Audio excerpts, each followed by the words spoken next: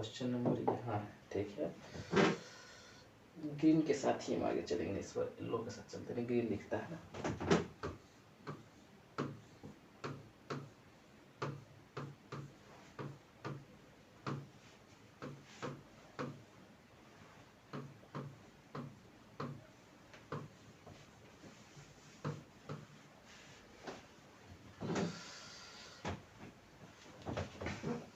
Welcome back polytechnic पंडित, मैं सत्य हूँ, फिर से जुड़ चुके हैं एक बार आप हमारे साथ, और आज बात होने वाली है पॉलिटेक्निक पंडित के previous year questions 2020 odd management के साथ।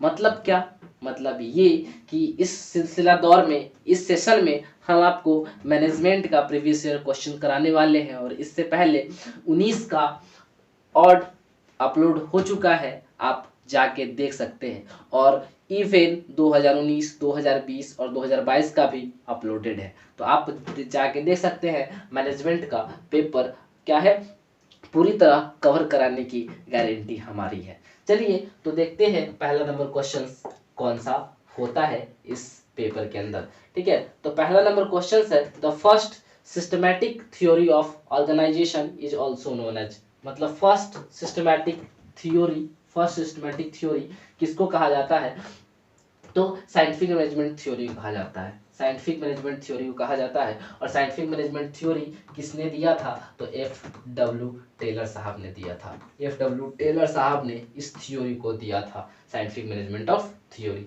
तो 3 क्वेश्चन यहाँ से राइज हो चुका है। ठीक है, चलिए नेक्स्ट क्वेश्चन देखते हैं। Full secrecy can be maintain in, full secrecy can be maintain in, नहीं, full secrecy can be maintain in, मतलब कि पूरे सेक्रेसी को, सेक्रेटरी को कौन रखता है, तो जो सोल प्रोप्राइटरशिप होता है। मतलब कि मान लीजिए किसी का दुकान है, तो वो कितने सामान को अभी बेचना चाहता है, कितना फ्यूचर के लिए रखना चाहता है, और कितना उसका खराब होने वाला, सारी चीज की जानकारी उसके पास है। तो कौन, किसको, तो सोल प्रोप्राइटरशिप, जिसके पास अकेला स्वामित्व है, जो मालिक सिंगल है, उसको ही सारी चीज की जानकारी होती है। ठीक है, तो फुल सीक्रेसी रखता है, उसको किस बात को छुपाना है और किस बात को कस्टमर को बताना है, उसको सब कुछ पता होता है। ठीक है, इसके अंदर सिर्फ वो सिंगल मालिक होता है, सोल प्रोप्राइटरशिप कहलाता है। सिंपल सी बात है।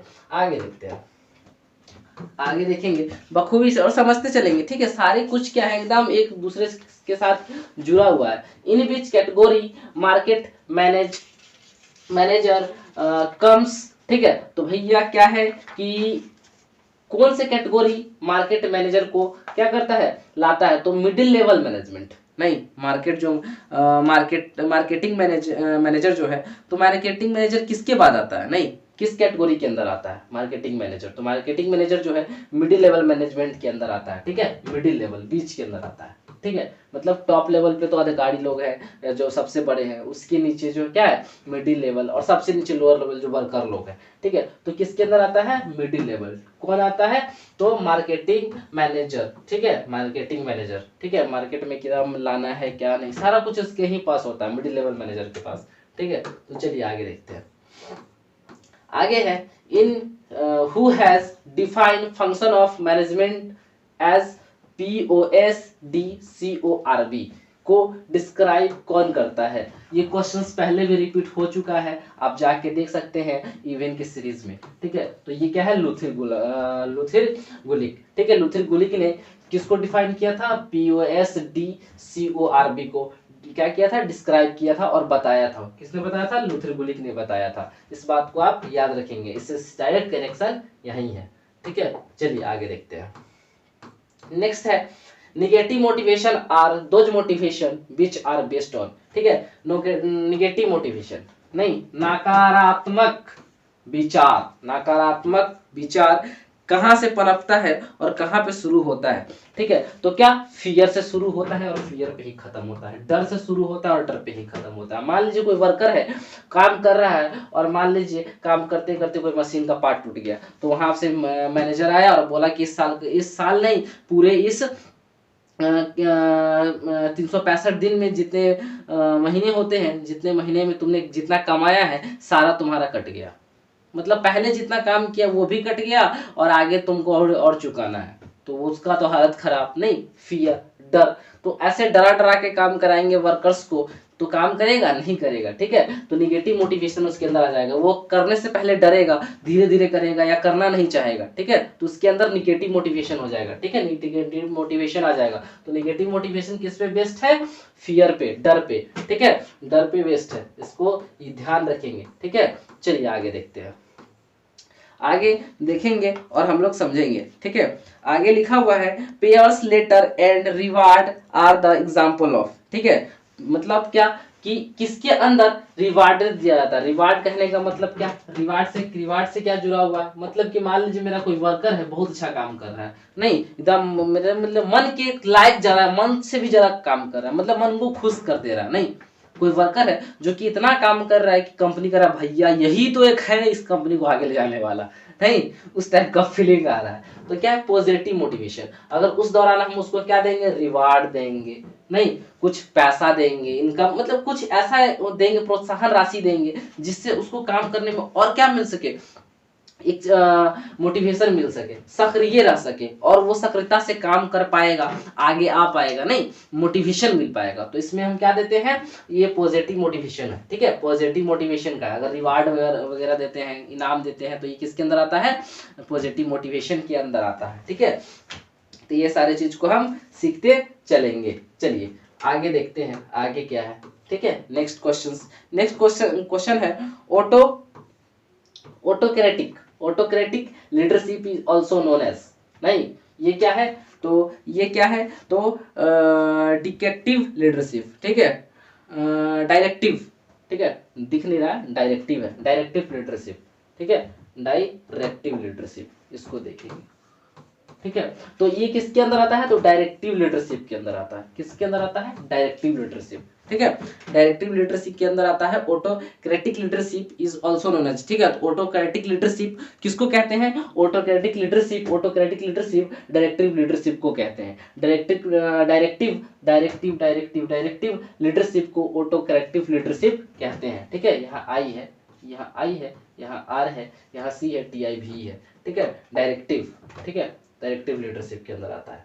चलिए आगे देखते हैं, आगे है the liability of share holder in joint stock company, नहीं तो क्या है लेबिलिटी, नहीं क्या दायित्व आ जाता है शेयर होल्डर कंपनी के और ज्वाइंट स्टॉक कंपनी में? तो क्या होता है? इसका लिमिट होता है, सब चीज का एक लिमिट है, नहीं सब चीज का क्या है? एक लिमिट है। शेयर होल्डर कंपनी ऐसा थोड़ी है कि कितना भी अपना जो है शेयर लगा सकता है या पूरा शेयर खरीद के रख सकता है, ऐसा नहीं कर सकता। सब चीज का एक लिमिट है। मतलब कहने का मतलब है कि अगर खाना खाने की बात की जाए, खाना से इस चीज को समझते हैं, अगर खाना खाने की बात की जाए तो ऐसा थोड़ी है कि कोई भी इंसान 4 किलो चावल एक बार में खा रहा है, ऐसा नहीं, सबका अपना लिमिट है। वैसे ही इसका भी लिमिट है। ज्वाइंट स्टॉक कंपनी और शेयर होल्डर कंपनीज का भी अपना क्या है? लिमिटेशन है। उस लिमिटेशन पे वर्क करती है। क्या करती है? उस लिमिटेशन पे ही वर्क करती है, ठीक है। तो ये सारी चीजों को आप लोगों को मद्देनजर में याद रखना है, ठीक है। चलिए आगे देखते हैं, अगला क्वेश्चन है the real owner of joint stock company, ठीक है। Real owner, joint stock company के रियल ऑनर जो होते हैं वो कौन होते हैं? तो ये क्वेश्चन रिपीटेड क्वेश्चन है। ये क्वेश्चन क्या है?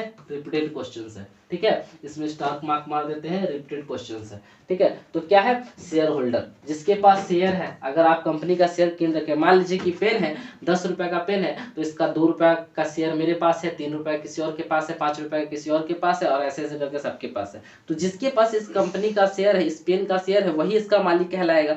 मन चाहेगा तो हम क्या, मेरे पास 2 रुपए है तो हम चाहेंगे कि हमको भी पेन मिल जाए, तो क्या घूम के पेन मेरे पास भी आएगा, तो क्या इसके मालिक हम भी कहलाएंगे। लेकिन अगर उस शेयर मेरे पास है ही नहीं, उस दो जो शेयर था, 2 रुपए का शेयर था, उसको ही बेच दिए, तो ये पेन मेरा होगा ही नहीं, ठीक है। तो यही है, शेयर जिसके पास होता है उसी को हम क्या बोलते हैं? शेयर होल्डर बोलते हैं, उसी को मालिक बोलते हैं, ठीक है, किसी भी चीज का, ठीक है।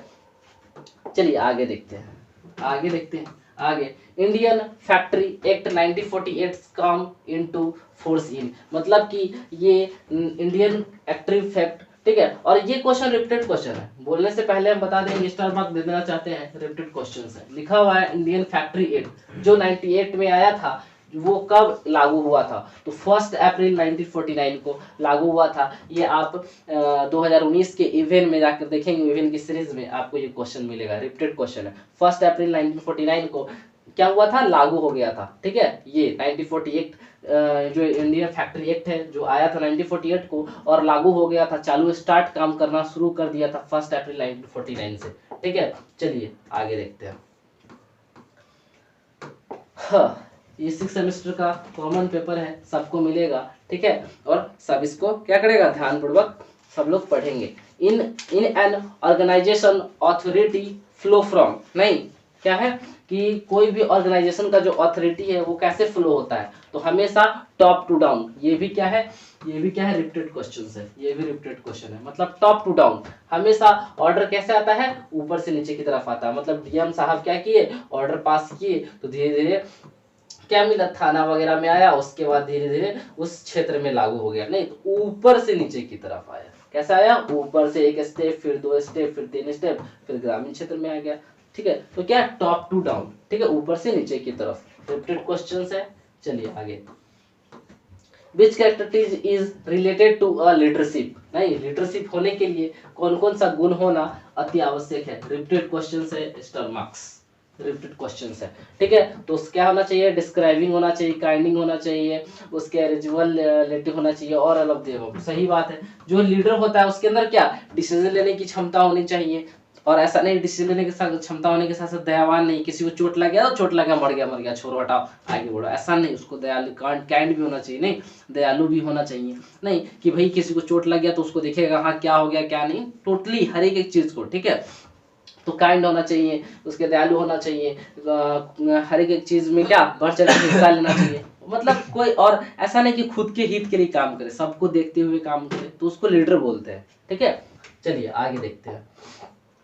इसका all of the above answer हो जाएगा।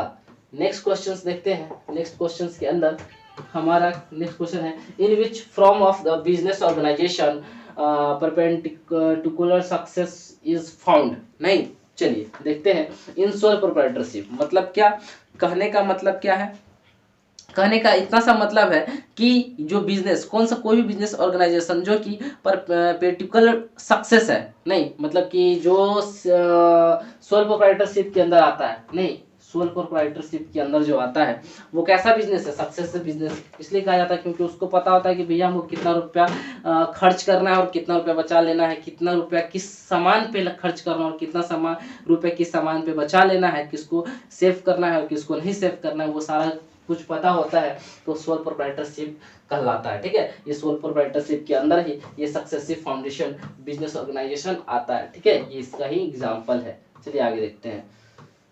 The formation and management of the partnership is government by the provision of।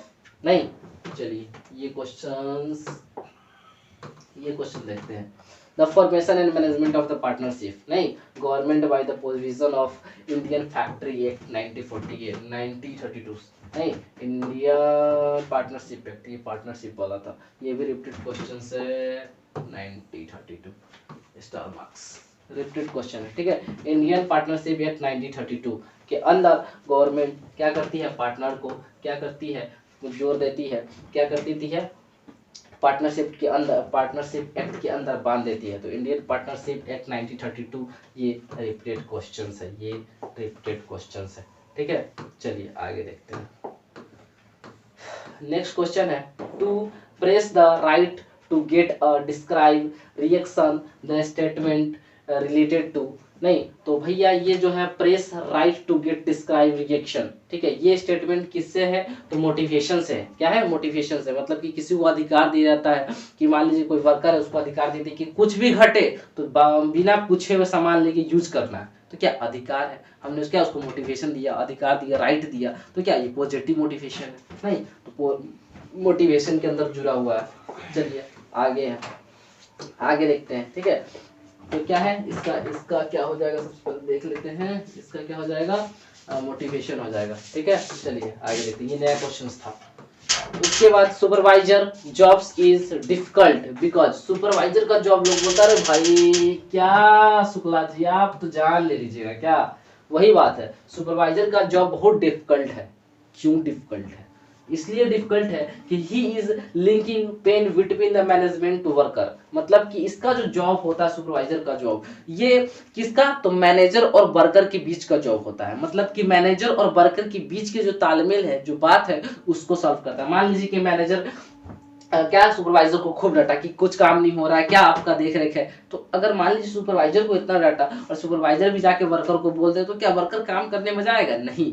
तो मान लीजिए सुपरवाइजर डांट खाया, लेकिन जाके वर्कर को क्या करेगा, समझाया कि ऐसे काम करना, वैसे काम करना, तो बड़ी रिस्की जॉब है, नहीं, बहुत मतलब तालमेल बना के रखने वाला जॉब है सुपरवाइजर का, इसीलिए बहुत हार्ड वर्क बोला जाता है। नहीं, सुपरवाइजर का जॉब बहुत हार्ड होता है, बहुत डिफिकल्ट होता है।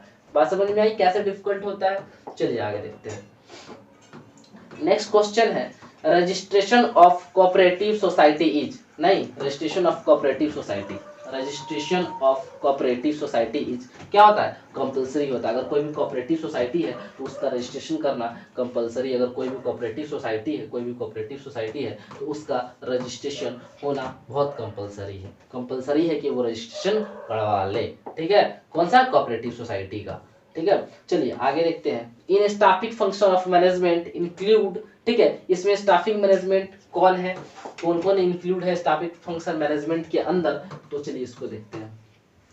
Selection and placement of employees, बिल्कुल सही बात है, किसी भी एम्प्लॉयज का सिलेक्शन होना चाहिए और प्लेसमेंट होना चाहिए, मतलब कि किसी भी वर्कर को सिलेक्ट कीजिए कि भैया ये हमारे इस काम के लिए है, और उसको क्या वहाँ अप्लाई कर दीजिए, भेज दीजिए कि हाँ ये काम को कर पाएगा, नहीं, तो ये सारा चीज होता है। दूसरा नंबर बात है क्या, dedication to the source of requirement, कि जहाँ अगर मान लीजिए कमी है, जहाँ एम्प्लॉयज की कमी है कि नहीं यहाँ पे हमारे हमको 4 गो एम्प्लॉयज चाहिए, 4 एम्प्लॉयज मेरा यहाँ वर्क कर सकता है, तो वहाँ रिक्वायरमेंट जहाँ कमी है वहाँ एम्प्लॉयज को सिलेक्ट कीजिए और फुलफिल कर दीजिए उस सीट को, नहीं खाली छोड़ने से क्या फायदा। तो ए एंड बी जो है क्या है, स्टाफिंग फंक्शन को क्या है, इंक्लूड करना है, ठीक है, तो बोथ हो जाएगा, ए और बी दोनों हो जाएगा, ठीक है। दोनों के अंदर हम क्या करते हैं, स्टाफिंग फंक्शन मैनेजमेंट को इंक्लूड करते हैं, क्या करते हैं, मैनेजमेंट के अंदर हम स्टाफ को अपने अंदर इंक्लूड कर लेते हैं, ठीक है, दोनों के अंदर, ठीक है।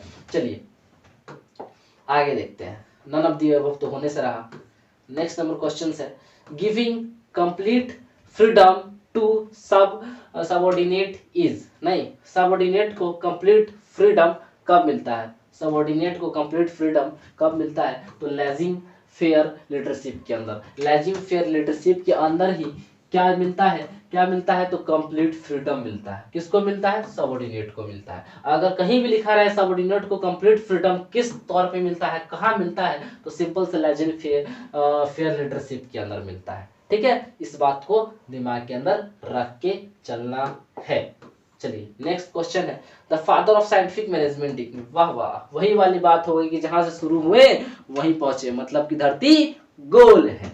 पहला नंबर क्वेश्चन इसी बात को डिस्क्राइब कर रहा था, इसी बात को बता रहा था, और लास्ट नंबर क्वेश्चन भी इसी बात को बता रहा है। The father of scientific management, scientific management के फादर कौन है, तो ये क्या है, एफ.डब्ल्यू. टेलर है। और वहां पे लिखा था कि साइंटिफिक मैनेजमेंट की थ्योरी क्या कहलाती है, किसने दिया था, तो मतलब मैनेजमेंट का जो साइंटिफिक थ्योरी है क्या है, तो उस क्वेश्चन को सबसे पहला नंबर क्वेश्चन पहला नंबर क्वेश्चन में डिस्क्राइब किया गया था, और इसको लास्ट नंबर क्वेश्चन पर डिस्क्राइब किया गया है, एफ.डब्ल्यू. टेलर साहब। तो scientific management of father F W. Taylor, नहीं, एफ.डब्ल्यू. टेलर को साइंटिफिक मैनेजमेंट ऑफ फादर कहते हैं। यहाँ तक हमारा क्या है, खत्म हो जाता है, यहाँ तक हमारा क्या है, हमारा क्या हो जाता है, खत्म हो जाता है। तो बहुत हम आशा करते हैं कि बहुत ज़्यादा हमारा वीडियो अच्छा लगा होगा, और वीडियो अच्छा लगे तो लाइक शेयर सब्सक्राइब करना है, और साथ में कमेंट भी करना है। Okay, thank you. और इसी के साथ साथ हमारा 2022 का लास्ट जो साल है वो खत्म होता है, तो जाते हुए साल को अलविदा, और आने वाले साल का बहुत बहुत स्वागत करते हैं आप सभी के साथ, और आप सभी को ढेर सारी शुभकामनाएं देते हैं। ओके, धन्यवाद।